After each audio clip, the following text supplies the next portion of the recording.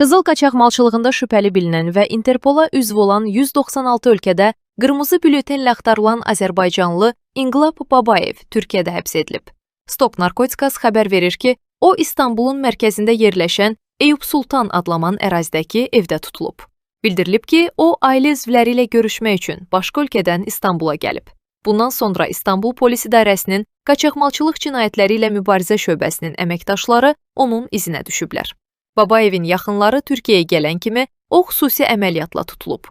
Məlumata görə 38 yaşlı Babayev 2024-cü ildə İstanbul Hava Limanında üzə çıxan Qızıl qaçaqmalçılığı şəbəkəsinin rəhbəri olub. Həmin vaxt polis şübhələndiyi 2 təhlükəsizlik əməkdaşını yoxlayıb. Aparılan axtarış nəticəsində onların bir hissəsində gizlədilmiş 16 kiloqram ağırlığında 32 külçə qızıl aşkarlanmışdı. Dubaydan gətirildiyi müəyyən edilən qızıllarla bağlı aparılan istintaq çərçivəsində 7 nəfər saxlanılmışdı. Hadisənin təşkilatçısı olduğu müəyyən ediləndə Interpol tərəfindən axtarılan İnqilab Babayev isə hadisədən sonra gizlənməyi bacarmışdı.